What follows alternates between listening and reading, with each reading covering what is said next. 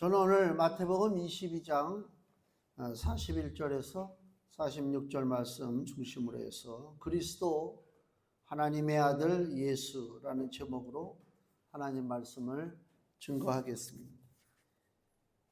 요새 나이 먹는 거를 느끼는 것 중에 하나가 뭐냐면 텔레비전에서 뭐 이렇게 광고하는 거 있잖아요. 난 광고를 보고 있으면서도 저게 뭘 광고하는 거야? 뭘 사라는 거야? 뭘 말라는 거야? 판단이 안 서요. 광고도 그렇죠. 그 다음에 또 이제 무슨 뭐 경제 관련 뉴스들 나오잖아요. 뭐 주식에 대하고 뭐 코인 얘기 나오면 저는 이상하게 그런데 좀 약간 둔해. 그러니까 뭐 여유롭지 못한 삶을 사는 건가 하는 생각도 들 수가 있는데, 이상하게 그런 뭐 경제적인 얘기들 막 나오고 뭐 코스닥 지수가 얼마가 되고 뭐 4천선이 무너졌다고들 난리치는데 저게 저렇게 심각한 건가? 그런. 근데 의외로 사람들이 많이 아니까 그걸 다 방송에서 얘기할 거 아니에요. 제가 무슨 말씀을 드리려고 하냐면, 사람은 자기가 속한 것에 대한 그 일에 대해서 다 지식이 있잖아요. 나름대로 다 지식이 있단 말이에요. 그러면 우리는 하나님께 속한 자요, 우리는 성도라고 부름받잖아요. 하나님께 속한 자요 성도들은 가장 핵심적인 기독교의 사상, 예수 그리스도에 대한, 그죠? 그리스도 메시아에 대한 그 그리스도에 대한 그 사상을 우리가 얼마나 분명하고 확실하게 알고 있느냐, 이게 중요한 거지. 저는 그렇게 생각해요. 뭐 경제적인 거에 대해서 좀 둔해도 상관없어요. 뭐 과학적인 것도 그렇고, 뭐 센스가 좀 뛰어나고, 요새 뭐 IT라고 그러고 뭐 인공지능이라고 그러고 막 그러잖아요. 둔해도 상관없어요. 그것이 우리 인생을, 결론을 뒤바꿔 놓지 못하니까. 가장 중요한 지식, 생명되는 지식이 뭐냐? 성경에서 얘기하는 거잖아요. 오늘 본문에, 짧은 본문이지만 본문에서 얘기하는 게 뭐예요? 그리스도가 누군가. 그 얘기가 핵심이에요. 교회를 수십 년 다녔는데 그리스도가 누구냐라고 물었을 때에 그리스도에 대해서 내가 분명하게 얘기할 수 없다면 이건 심각한 거죠. 심각하단 말이에요. 그리스도가 도대체 누구냐? 그리스도는 메시아거든요. 우리가 잘 알다시피 구약의 이스라엘의 왕과 선지자와 제사장, 이 세 직분은 세울 때에 그냥 세우지 않고 기름을 붓단 말이에요, 머리에다가. 그래서 권세를 주고 주권을 줬단 말이에요. 그거를 우리가 그리스도라, 기름 부음을 받은 자다, 통치자란 말이에요, 통치자. 근데 그 중에서도 유난히 메시아 그리스도에 대한 생각들이 이 이스라엘에 아주 깊게 자리 잡고 있었는데, 무슨 생각들을 하고 있냐면 그리스도는 다윗의 자손이다 라고 하는 생각이에요. 그리스도는 다윗의 자손이다. 그래서 예수님이 오늘 바리새인들, 즉 이스라엘의 그 지도자라고 하는 사람들, 그리스도가 다윗의 자손이라고 믿고 있는 사람들에게 예수님이 바리새인들에게 하는 얘기의 핵심이 뭐냐? 그리스도는 다윗의 자손이 아니다라고 하는 얘기를 하는 거예요. 지금 여기 44절 보니까요, 예수님이 이 말씀을 인용하죠. 주께서 다윗이 쓴 시편의 말씀을 인용하는 거예요. 그러니까 다윗이 하는 얘기예요. 주께서 내 주께 이르시되 내가 네 원수를 네 발 아래 둘 때까지 내 우편에 앉았으라 하셨도다. 이게 다윗이 얘기한 거예요. 다윗이 뭐라고 얘기했다고요? 주께서, 여기 주는 누굴 가리키냐면 여호와 하나님을 가리켜요. 주께서 내 주께 이르시되, 다윗이 주님이라고 부르는 존재가 있어요. 하나님 말고, 하나님 아버지 말고 다윗이 누구를 주라고 불렀냐? 그리스도를 주님으로 부른 거예요. 다윗이 그리스도를 내 주라고 부른 이유가 뭐냐? 예수님이 그걸 물어보는 거예요. 설마 자기 자손에게 다윗이 내 주님이라고 불렀을 리는 만무할 것이다. 그렇잖아요. 그럼 다윗이 얘기한 내 주요, 나의 그리스도요, 나의 메시아요. 도대체 이게 누구를 상징하는 것이냐? 예수님이 지금 그 말씀을 가르치는 거예요. 이스라엘은 그 메시아 그 대망 사상이라고 있어요. 메시아가 오기를 간절히 기다린단 말이에요. 마치 오늘날 우리 신약교회에 살아가는 성도들이 예수님 재림을 기다리는 거 그 이상이에요. 우리는 어떻게 보면 분주하다 보니까 진짜 우리에게 있어서 유일한 피난처가 되고 우리의 생명이 되고 우리의 기쁨이 되는 것은 예수님 재림이거든요. 그거 외에는 소망이 없어요. 진짜 그렇습니다. 주변을 둘러보세요. 행복하게 끝까지 삽니까? 어느 교회 지나가다 보니까 저 길 건너에 재개발하는데 다 부서지고 교회 간판에 행복한 교회라고 써 있더라고. 교회가 그렇게 행복할까? 응? 그 행복의 의미가 도대체 뭘까? 물론 더 영적인 의미로 썼겠지만 너무 제가 비관적인지는 모르겠는데 인생에 있어서 예수 그리스도를 빼면요 행복은 있을 수가 없어요. 행복이 있을 수가 없다니까요. 그걸 모르면요 마치 도살장에 끌려가는 소돼지가 자기가 언제 이 땅을 떠나게 될지 모르고 앞에 먹이를 주면 좋다고 맛있게 먹는 것과 다를 것이 없다. 그리스도가 이 땅에 다시 오셔서 이 땅이 새하늘과 새 땅이 되고 이 땅에 죽음과 애통하는 것과 뭐 모든 고통 이런 것들이 사라지는 그 나라, 그 하나님의 나라, 메시아의 나라, 그게 우리가 소망하는 나라예요. 그렇지 않으면 없어요. 이스라엘과 그 팔레스타인 하마스가 전쟁하다가 휴전을 했잖아요. 휴전했는데 우리들은 그냥 휴전했으니까 그냥 다시 일상의 삶으로 돌아간다 생각하는데 거기 기자들이 들어가서 취재한 거를 이렇게 보니까 여전히 미사일이 떨어지고 드론이 떨어지고 또 습격을 하고 그래서 이스라엘군 초소가 습격당해서 이스라엘군 3명이 죽었다고 그러더라고. 그 이스라엘군은 그 죽은 그 군인은 전쟁이 끝났는데 내가 전쟁 끝나고 죽는다는 걸 생각해 봤겠어요? 그죠? 군인이 전쟁 중에 죽는 건 그렇다 하더라도 전쟁이 끝났는데 죽었단 말이에요. 세상에 그래요. 전혀 예기치 않고 바라지도 않았던 것들이 내 삶 속에 벌어져요. 인생이 우리 머리 위로 날아오는 불티와 같아서 그 불꽃이 어느 누구의 머리 위에 떨어질지 늘 조바심한단 말이에요. 그게 인생이거든요. 근데 여전히 눈에 보이는 것이 전부인 줄 알아. 운동 열심히 하고 열심히 뭐 취미생활하고 막 저거 하고 그러면 행복하게 살 걸로 생각하는 그 인생을 볼 때 너무 철이 없다. 너무 불쌍하게 살아간다. 예측을 해야 될 거 아닙니까? 선전하는데 가장 귀에 쏙쏙 들어오는 선전 중에 하나가 그 손해보험 선전하는 거더라고요. 뭐 큰일 났대, 병에 걸렸대, 뭐 했대, 막 그래. 그러면 보험 들었잖아. 보험 들었구나. 그리고 표정이 바뀌어. 그게 우리 생명을 보장하는 거야. 안 들은 것보다 물론 낫겠지. 그죠? 치료비 걱정 안 하니까. 근데 그게 우리 생명을 바꿀 일인가? 너무 단순하게 지금 몰아가는 것 같아, 인생을. 그리스도 대망 사상이 예수님이 오신다, 메시아가 오신다, 이스라엘이 소망했잖아요. 마찬가지로 우리가 좀 신약에 살아가는 우리도 예수의 나라가 이 땅에 세워지기를 소망하고 기도해야 돼. 일주일 동안 우리가 기도할 때 하나님 앞에 하나님 아버지, 이 땅의 삶이 너무 피곤하고 너무 혼돈스럽고 너무 속상한 하나님, 이 땅에 예수의 나라가 빨리 좀 세워지게 해주시옵소서 라고 기도했냐 이거야.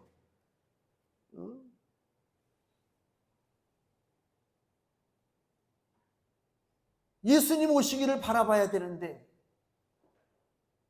그 전에 우리 행신동에 있는 어느 교회 목사가 CBS에 나와서 간증하는 얘기를 듣다가 내가 어이가 없어가지고 그 교회는 옮겨졌지만 물론 지금은 그 벽이 제가 그 전에도 얘기한 기억이 나는데 뭐 어디 이스라엘인지 어디에서 난 돌 이름을 전문가가 아니니까 얇은 돌이에요.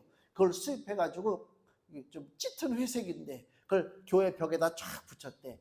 아, 대단하다는 거야. 이스라엘에서 가져온 돌을 쫙 건축하는데 뭐 보통적이가 아니지. 그 건축하는 목사는 무슨 마음을 먹을까요? 주 예수여 오늘 밤이라도 오시옵소서. 천만의 말씀이요. 큰일 날 얘기지. 이렇게 힘들어서 교회를 짓는데 예수님 오시면 안 되지. 그렇잖아요. 자기도 모르게 그 불신앙적인 생각이 우리들의 삶을 통해서 나타나는 거예요.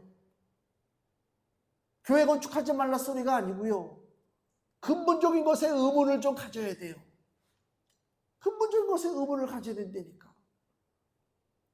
유대 백성들, 이스라엘 백성들은 메시아가 오기를 기다렸어요. 그건 잘못된 행동이 아니오. 진짜예요. 그거밖에 소망이 없으니까. 왜 이스라엘이 구원자 그리스도를 그렇게 간절히 기다리느냐?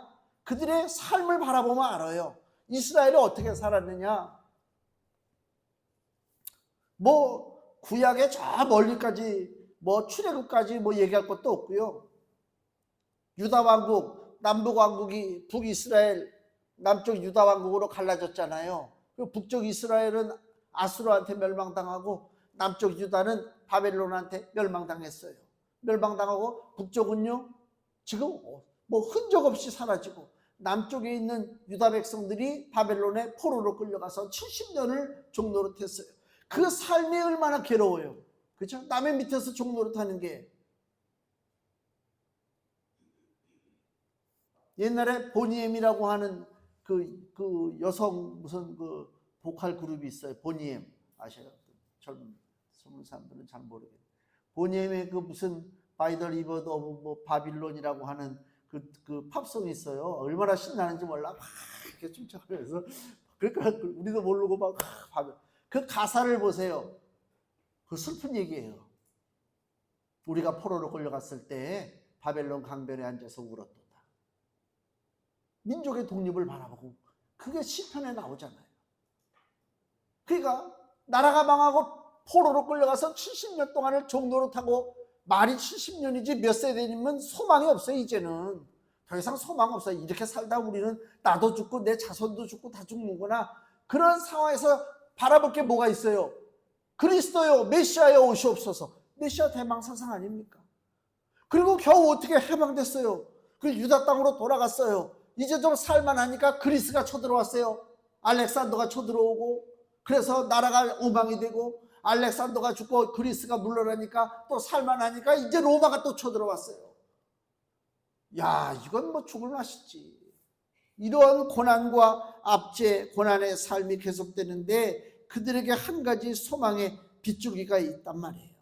그건 성경에 약속된 대로 하나님께서 다윗에게 후손을 통해서 견고한 나라, 영원한 나라를 허락해 주겠다고 하는 다윗 언약에 대한 약속입니다. 사무엘하 7장 12절 말씀을 보세요. 사무엘하 7장 12절 구약성경 473페이지 구약성경 473페이지 사무엘하 7장 12절 13절 교회 와가지고요 성경 찾는 것도 보통 이거 내훈련을 하는 거 아니에요? 요새요 치매들 많이 걸리잖아요. 치매 많이 걸릴 때. 그 치매 예방법이 어저께 뉴스에 다시 나왔더라고 신문에. 여러 가지가 쭉 있는데요. 머리를 많이 써라. 머리를 써야 돼. 그러니까 아무 생각 없이 텔레비전 멍하게 보고 있으면 이건 아주 무서운 거야. 머리를 써야 돼. 그래서 머리에서 열이 나야 돼. 자기 머리에다 한번 손 얹어 보세요. 여기 머리에서 뜨끈뜨끈하게 열이 나는가? 언제 열이 나는가? 저는요, 막 이게 막 설교 준비하고 뭐하고 그런 다음에 머리를 만지잖아요. 여기가 뜨끈뜨끈해. 에너지가 다 일로. 그러니까 저는 운동 안 해도 아무리 먹어도 운동 안 해도 살이 안 쪄. 칼로리가 다 소비돼. 그 다이어트가 필요 없어요. 예? 열이 막 뜨끈뜨끈하다니까 교회에서 성경을 찾아 사무엘하 7장 그러면 사무엘하 7장이 어디 있지? 신약 성경이냐? 가운데 시편 쪽에 있는가? 이게 헤매고 돌아다니면 안 돼. 정신 바짝 차리고 착착착. 이 머리가 돌아가야 된단 말이야. 머리 훈련을. 사무엘하 7장 12절 내 수완이 하나님께서 다윗에게 주는 말씀입니다. 네 수완이 차서 너 생명이 다 끝나서 네 조상들과 함께 잘 때 죽었을 때에 내가 네 몸에서 날 자식을 네 위에 세워 그 나라를 견고케 하리라. 저는 내 이름을 위하여 하나님의 이름을 위하여 집을 건축할 것이요 나는 그 나라 위를 영원히 견고케 하리라. 나는 그 아비가 되고 그는 내 아들이 되리니. 이게 약속의 말씀이에요. 하나님 은혜의 약속의 말씀이란 말이에요. 하나님께서 다윗을 통해서 다윗의 자손을 통해서 견고한 나라, 영원한 나라, 13절에 그랬잖아요. 그 나라 위를, 그 나라의 자리를 영원히 견고케 하리라. 이 땅에 견고한 나라, 영원한 나라가 있습니까? 없어요. 다 무너져요. 통일신라가 천년 왕국을 자랑했지만 무너졌어요. 그렇잖아요. 몽고 제국이 징기스칸이 그 중앙아시아 저 중국까지 다 점령해가지고 원나라를 세웠지만 불과 몇백 년 만에 왕창 망했어요. 만주족들이 만주벌판에서 말 타고 나타나가지고 막 칼을 휘둘르고 달리니까 중국의 한족들이 무서워서 다 도망갔잖아요. 그래서 만주족들이 내려와서 세운 나라가 청나라라고. 청나라. 우리가 옛날에 중국 요리를 청요리라고 그랬잖아요. 만주족 애들이 그 야만인이라고 하는 만주족들이 내려와가지고 중국의 한족들을 다 무릎을 꿇게 한 다음에 머리를 다 밀어버렸어. 그래가지고 그 청나라 사람들의 특징은 뭐냐면 머리가 빡빡머리에다가 여기 머리 한 끄덕이 남아있는 거. 내 사무실에 그 중국에서 가져온 그 중국을 위해서 기도해 주세요 하는 조그만 어린 그 조각품이 있어요. 그 청나라 애야. 머리가 빡빡 밀려가지고. 강력한 청나라지. 우리는 그 청나라 때문에 병자호란 일어나가지고 인조가 남한산성 가서 머리 이마가 피가 나도록 머리를 그 황제 앞에 머리를 숙였잖아요. 청나라가 대단하지. 다 멸망당했어요. 세상에 견고한 나라 없어요. 영원한 나라 없어요. 우리 하나님께서 다윗에게 지금 약속한 견고한 나라, 영원한 나라가 어떤 나라라고요? 메시아의 나라, 그리스도의 나라란 말이에요. 그렇기 때문에 이스라엘이 그 약속의 말씀을 받았기 때문에 다윗의 후손을 통해서 이 땅에 견고한 나라, 든든한 영원한 나라가 세워진다라고 소망을 갖고 있다는 것입니다. 지금. 그래서 그리스도가 메시아가 다윗의 자손이며 이스라엘을 구원하고 정치적으로 군사적으로 강국을 만들 것이다. 지금 이스라엘이 그렇게 바라보고 있단 말이에요. 다윗의 용맹을 알죠. 이스라엘이. 다윗이 얼마나 싸움을 잘했어요.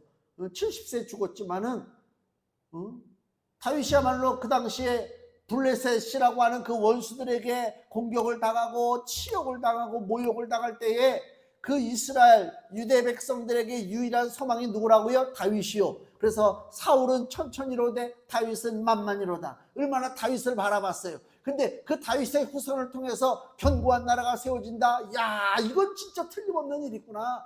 다 기다릴 거 아닙니까? 다윗의 자손을 통해서 이 땅에 완전한 하나님의 나라가 세워진다. 다윗의 용맹을 기대하는 게 당연하죠. 문제는 또 뭐냐면요, 이스라엘이 그리스도에 대해서 외면한 것이 있는데 그게 뭐냐? 고난받는 메시아다. 그러니까 다윗의 자손이 돼가지고 적들을 짓밟아 버리고 승리하는 것은 기대하고 있었는데 그 위대한 그리스도가, 위대한 메시아가 고난받는다? 이건 이해가 안 되는 거예요. 지금도 마찬가지입니다. 그 사람들은 그 말씀을 인정하지 않아요. 어떤 말씀? 이사야 53장 4절에서 5절입니다. 구약성경 1033페이지.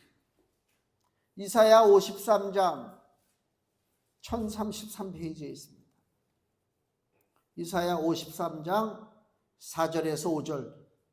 이사야 선지자가 이 땅에 오실 메시아 그리스도에 대해서 예언하는 말씀입니다. 그는 실로 우리의 질고를 지고 우리의 슬픔을 당하였거늘 우리는 생각하기를 그는 징벌을 받아서 하나님께 맞으며 고난을 당한다 하였노라. 그가 찔리면 누가 찔린다는 얘기예요? 메시아가, 그리스도가 찔려요. 찔림을 받아요. 그가 찔림은 우리의 허물을 인함이요 그가 상함은 우리의 죄악을 인함이라. 그가 징계를 받음으로, 아니 메시아가 왜 징계를 받아? 그리스도가 왜 징계를 받아? 그가 징계를 받음으로 우리가 평화를 누리고 그가 채찍에 맞음으로, 아니 다윗의 자손 그리스도가 왜 채찍에 맞아? 채찍에 맞음으로 우리가 나음을 입었도다. 이 말씀이에요. 이스라엘이 이걸 받아들이겠습니까? 자기들은 위대한 메시아를 지금 기다리고 있어요. 로마 제국을 멸망시키고 그리스 제국을 멸망시키고 바벨론 제국을 멸망시키는 그런 위대한 메시아를 바라보고 있는데, 이사야 53장 4절에서 5절 말씀 보니까 그는 실로 우리의 질고가 뭐예요? 질병과 고통과 연약한 것과 아픔, 이것은 우리의 그 연약한 것은 짊어지셨대요. 아니 그걸 왜 짊어지셔 메시아가? 응? 그리고 대신 하나님 앞에 맞으며 고난을 당하고 찔리고요, 징계를 받고요, 채찍에 맞고요. 왜 그래요? 결론은 간단하죠. 우리의 죄 때문에 우리 대신 맞으신 거예요. 우리 대신 채찍에 맞고 우리 대신 고통을 당하는 거 아닙니까? 근데 이스라엘이 바라본 메시아는 이 메시아가 아니었다니까. 그게 잘못이요. 그게 예수님이 오셨음에도 불구하고 지금 유다 백성들이 예수님을 배척하는 이유가 뭐냐? 자기들이 바라본 메시아는 승리하는 메시아야. 근데 성경에서 약속한 메시아는 물론 승리하죠.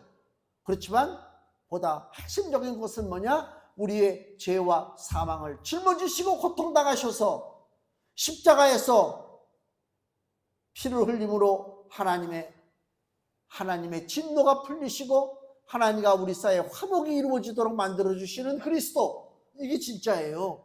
중요합니다. 이게 무슨 얘기냐면요, 우리가 하나님 앞에 기도합니다. 하나님 앞에 나와서 예배합니다. 하나님 앞에 매달립니다. 하나님과 진정한 화목이 이루어지지 않으면 모든 것이 헛된 짓이요. 한국 교회처럼 기도 많이 하는 데가 어디 있어요? 전 세계 교회 중에 기도 많이 해요. 근데 지금 기독교가 이 땅에서 빛이 되고 소금이 됩니까? 아니단 말이에요. 하나님과 나와의 화목의 관계가 먼저 맺어지지 않는다면 소용이 없어요. 그럼 하나님과 나와의 화목의 관계가 맺기 위해서는 그리스도를 깨닫고 그리스도를 의지해야 돼. 저 예수가 계심으로 말미암아 내가 하나님 보좌 앞에 나갈 수가 있는 거예요. 이건 심각한 거예요. 이건 너무너무 소중한 거예요. 막 쿵짝쿵짝거리고 그냥 막 감정에 젖어가지고 예수님 하나님, 그거 다 쓸데없는 짓이요. 응? 내 영혼이 살아나야 된다니까. 내 영혼은 어떻게 살아나요? 그리스도의 대속죄, 그리스도가 십자가에서 내 허물과 죄 때문에 흘리신 그 보배로운 피를 내 영혼이 받아들일 때에 내가 하나님과 나 사이에 화목이 이루어지는 거란 말이에요. 그 메시아를 내가 바라봐야 되는 거예요. 그냥 나를 잘 살게 해줄 메시아, 나를 승리만 하게 해주실 메시아, 내 소원만 들어주시는 메시아, 그런 메시아는 엉터리다 말이에요. 하나님은 우상이 아니란 말이에요. 그냥 내가 필요할 때 하나님 앞에 나가서 하나님 나 이것 좀 해주세요, 저것 좀 해주세요, 그런 하나님이 아니고, 하나님은 우리에게 완전한 주의 나라를 주시기를 원하신단 말이에요. 그 나라를 들어가기 위해서는 그리스도의 보혈의 옷을 입어야 된단 말입니다. 십자가만을 통해서 완전한 승리를 쟁취할 수 있다. 그리스도가. 다른 거 소용없어요. 칼 들고 사람 죽인다. 다윗이요, 한참 젊었을 때 우리가 골리앗 때려 죽인 거 알잖아요. 골리앗만 때려 죽여요? 블레셋 사람들 혼자서 100명 200명 다 쳐 죽였어요. 삼손은 안 그랬어요? 나귀 턱뼈로 다 1000명 때려 죽였잖아요. 그렇다고 해서 온전한 승리가 있습니까? 온전한 승리를 못했어요. 1000명을 죽이면 뭐하고 10,000명을 죽이면 뭐해? 그렇다고 해서 승리가 오는 게 아니라니까요. 지금 러시아하고 우크라이나 지금 전쟁 벌어져서 지금 휴전협상 얘기하는데, 러시아는 워낙 큰 나라고 우크라이나는 작은 나라니까 싸움의 결론은 뻔하겠지만, 그래요. 러시아가 이겼다고 선쳐요. 러시아가 이겼다고 해서 우크라이나 사람들이 그래 우리는 졌다, 우리는 종이다, 우리는 노예다, 우리가 러시아를 주인처럼 섬기고 살아야 되겠다라고 생각합니까? 철천지 원수지. 사람과 사람과의 전쟁, 무력과 무력과의 전쟁은 절대로 꺾어놓을 수가 없어요. 완전한 승리가 있을 수 없어요. 안 된단 말이에요. 안 된단 말이에요. 그 완전한 승리는 뭐냐? 십자가에서 예수께서 흘리신 보혈로 말미암아 죄와 사망과 저주가 물러났을 때에 마귀가 우리에게 큰 소리 칠 일이 없어요. 그게 완전한 승리요. 다윗이 그래가지고요, 완전한 승리를 꿈꾼 이야기가 나와요. 다윗도. 사무엘하 다시 보세요. 23장.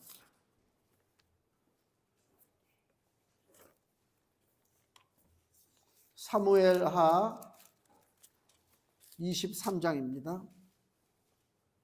구약성경 505페이지. 구약성경 505페이지 사무엘하 23장 14절. 찾으셨어요? 사무엘하 23장 14절 15절 말씀을 읽겠습니다. 그때 다윗은 산성에 있고 블레셋 사람의 영체는, 그 영체는 군대 기지예요. 블레셋 사람의 영체는 베들레헴에 있는지라. 베들레헴이 지금 누구 땅이 됐다고요? 블레셋 사람의 땅이 된 거예요. 베들레헴은 누구의 고향이라고요? 다윗의 고향이에요. 15절. 다윗이 사모하여 가로되 베들레헴 성문 곁 운물물을 누가 나로 마시게 할꼬. 베들레헴이 다윗의 고향이요, 장차 메시아가 나올 베들레헴이죠. 근데 그 베들레헴에 지금 누가 있다고요? 블레셋 사람이 있어요. 다윗이 누가 저 베들레헴 성문에 있는 운물물을 나에게 떠다 주겠느냐? 그 얘기는 뭐예요? 물이 당장 뭐 갈증이 나서 마실 물이 뭐 거기밖에 없나? 그런 뜻이 아니잖아요. 베들레헴의 운물물을 내가 마시고 싶다는 얘기는 완전한 승리. 그렇지? 그 베들레헴을 차지하고 있는 그 블레셋 세력들을 몰아내고 우리가 완전한 승리를 얻어야 되겠다. 우리가 쉽게 얘기하면 저 북한에, 저 평양에, 한국에서 평양냉면이 유명하다고 그러는데, 이게 진짜인지 가짜인지 내가 평양에 가서 냉면을 먹어봐야 되겠다. 군 사령관이 그렇게 얘기했다면 누가 몰래 들어가서 냉면 한 그릇 가져오라 소리가 아니잖아. 싸워서 이겨야 된다는 얘기 아닙니까? 그래야 평양냉면을 우리가 먹지, 늘. 여기 똑같은 거, 베들레헴 운물물을 다윗이 사모했어요. 왜 사모해요? 완전한 승리를 간절하게 바라고 있기 때문에 그렇다. 이게 승리의 상징적 표현이에요. 완전한 승리는 누구를 통해서 이루어진다고요? 우리 주 예수 그리스도를 통해서 이루어진단 말이에요. 그게 너무너무 소중해요. 사람 바라보지 마세요. 사람 바라보지 마세요. 미국이나 우리나 정치가 갈라지고 나라가 갈라졌어요. 힘들어요. 힘들죠. 이게 옛날에는 남북이 갈라졌어요. 옛날도 아니지, 몇십 년 전만. 남북이 갈라져가지고 남과 북하고만 싸웠어요. 그래서 그 군대 갔다 오는 사람들은 알잖아요. 날마다 때려잡자, 김일성, 무찌르자, 공산당. 날마다 그랬다고. 그거밖에 얘기 안 했어요. 지금은요, 남북이 싸우는 게 아니고요, 남북 싸움은 이미 뭐 저거 됐고, 우리끼리 지금 싸워. 그냥 철천지 원수야. 그렇죠? 철천지 원수가 됐다니까. 이게 보통, 이게 문제가 아니란 말이에요. 보통 문제가 아니라. 완전한 승리를 얻기 위해서 이 땅에 세워져야 할 나라가 뭐라고요? 그리스도의 나라입니다. 하나님의 나라가 세워져야 돼요. 그렇지 않고서는 우리에게 소망이 없어요. 베드로가 예수님한테 고백했잖아요. 마태복음 16장 16절에 주는 그리스도시요. 여기까지는 누구든지 얘기할 수 있어요. 주는 그리스도시요. 그 그리스도가 도대체 누구냐 말이에요. 그리스도, 하나님, 살아계신 하나님의 아들이다. 하나님의 아들이에요. 이게 왜 중요한 줄 아세요? 이스라엘이 바라본 메시아, 이스라엘이 바라본 그리스도는요, 사람이에요. 사람. 다윗의 자손. 사람이라니까. 그래서 예수님이 예루살렘 성에 들어오실 때 많은 사람들이 뒤를 따라가면서 호산나 뭐라고 그랬어요? 다윗의 자손이요 그랬잖아요. 그냥 사람이야, 사람. 근데 베드로가 뭐라고 고백했다고요? 주는 그리스도시요. 그 그리스도는 어떤 분? 살아계신 하나님의 아들이란 말. 사람이 아니란 말이에요. 또 사람이 아니란 말만 딱 잘라서 얘기하면 내가 또 이단이 되네. 거기서 얘기하는 사람만 란 얘기가 아니라 완전한 사람이면서 완전한 하나님이시다 이거예요. 신성과 인성이 동시에 완벽하게 존재하시는 분이 예수 그리스도라, 즉 그 얘기입니다. 죄와 사망의 권세를 가지고 있는 마귀의 세력을 물리쳐야 완전한 승리가 오는데, 마귀의 세력을 물리칠 수 있는 자가 누구냐 이거예요. 총칼 가지고 물리칠 수 있어요? 안 된다면 히브리서 2장 14절, 신약성경 355페이지에 있습니다. 히브리서 2장 14절 15절 말씀, 자녀들은 혈육에 함께 속하였음에 그는 누구예요? 예수님도 또한 한 모양으로 혈육에, 육신으로 오셨다는 거예요. 혈육에 함께 속하심은 사망으로 말미암아 사망의 세력을 잡은 자 누구라고요? 곧 마귀를 없이 하시며 또 죽기를 무서워함으로 일생에 매여, 누구한테 매여? 마귀한테 매여서 종노릇하는 모든 자들을 놓아주려 하심이니. 예수님이 오신 목적이 뭐라고요? 마귀에게 묶여가지고 종노릇하는 인생들을 지금 풀어주려고 예수님이 오셨다. 이 일은 사람이 할 수 없어요. 사람은 못해요. 사람은 못한다니까요. 전쟁에서 이기는 그리스도는요, 사람이 할 수 있어요. 그렇죠? 전쟁에서 이기는 것은 사람도 할 수 있지, 얼마든지. 그러나 죄와 사망에서 백성을 구원할 그리스도는요, 사람이 못해요. 하나님만이 할 수 있어요.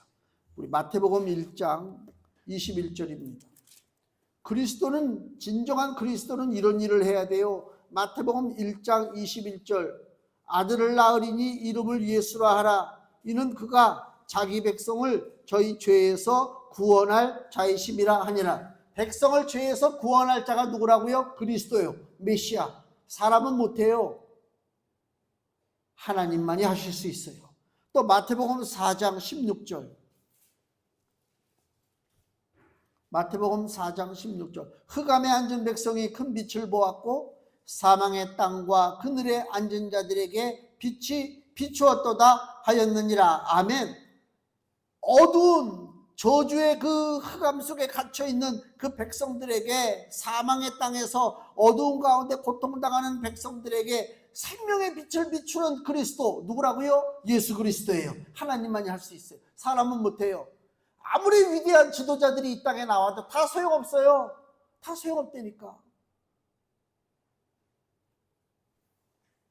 이 땅에 오신 예수님은 다윗의 자손이 아닙니다. 다윗의 혈통을 잠깐 빌렸을 거예요. 왜? 사람이 되기 위해서. 그리스 로마 신화에 나오는 그 엉터리 제우스라든가 무슨 이상한 신들 많잖아요. 그런 신이 아니잖아요. 예수님은 우리 인간의 몸을 입고 오셨단 말이에요. 그럼 인간의 몸을 입었다는 것을 껍데기만 뒤집어 썼다고 생각하면 안 돼요. 진짜 오셨잖아요.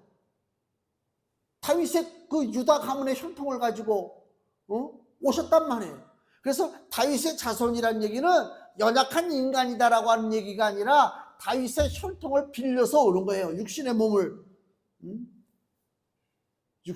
입고 이 땅에 오신다. 그리고 사도행전 2장 34절을 보세요. 사도행전 2장 34절 35절입니다. 신약성경 190페이지. 다윗은 사도행전 2장 34절, 이게 이제 베드로의 설교인데, 다윗은 하늘에 올라가지 못하였으나, 무슨 얘기예요? 죽었다는 얘기죠. 친히 말하여 가로되 주께서, 이게 바로 시편에 대한 다윗의 말을 또 인용하는 거예요. 주께서 내 주에게 말씀하시기를 내가 내 원수로 내 발등상 되게 하기까지 너는 내 우편에 앉았으라 하셨도다 하였으니. 자 보세요. 베드로가 이 말을 할 때 뭘 염두에 두고 하냐면요, 바로 우리 오늘 본문으로 다시 돌아가면요, 마태복음 22장 44절, 예수님이 이 말씀을 하시죠.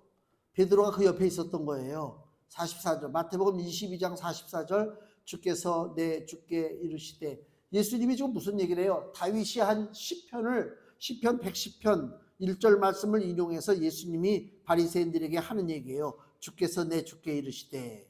내가 내 원수를 내 발 아래 둘 때까지 내 우편에 앉았으라.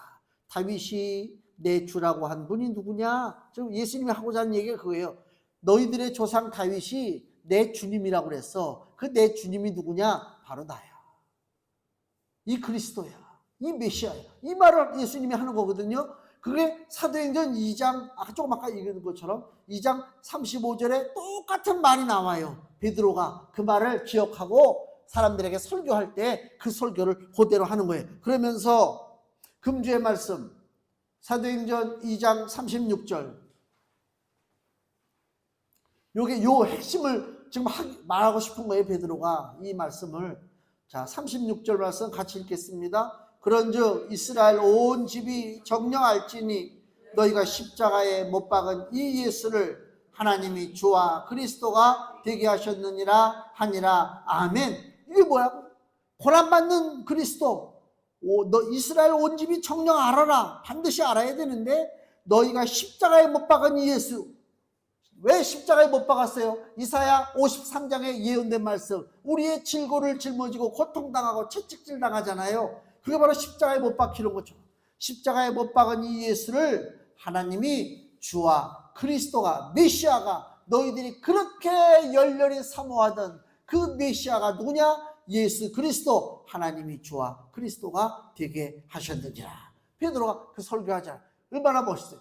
이 말을 들으면서 심장에 정기적인 느낌이 안 오면요, 하나님 앞에 회개해야 돼요. 나는 이 베드로의 이 명확한 하나님의 말씀 증거할 때에 내 심장에 전기 자극이 온다니까. 찌릿찌릿. 우리가 이 땅에서 바라볼 존재가 누구냐? 그리스도밖에 없지 않느냐? 그 소망이에요. 그 소망. 예수님이 반드시 이 땅에 오십니다. 예수 재림하실 때 오십니다. 그때까지는 마귀들이 왕노릇하는 것처럼 설쳐되잖아요. 여기 다시 본문의 44절 말씀 보세요. 주께서 내 주께 이르시되 내가 내 원수를, 하나님이 지금 예수님에게 하는 얘기예요. 내가 내 원수를 내 발 아래, 예수님의 발 아래에 둔다는 얘기는 뭐예요? 이제 완전하게 짓밟고 승리하는 거죠. 내 원수를 내 발 아래 둘 때까지 내 우편에, 누구 우편에? 하나님 아버지 우편에 예수께서 앉아 계신 거예요. 언제까지? 재림하실 때까지. 하나님 보좌 우편이라는 뜻이 뭐예요? 뭐 하나님 오른쪽 앞에다가 옆에다가 의자 놓고 앉아 계신 그 뜻이 아니고, 보좌 우편이라는 뜻은 권세와 능력이요.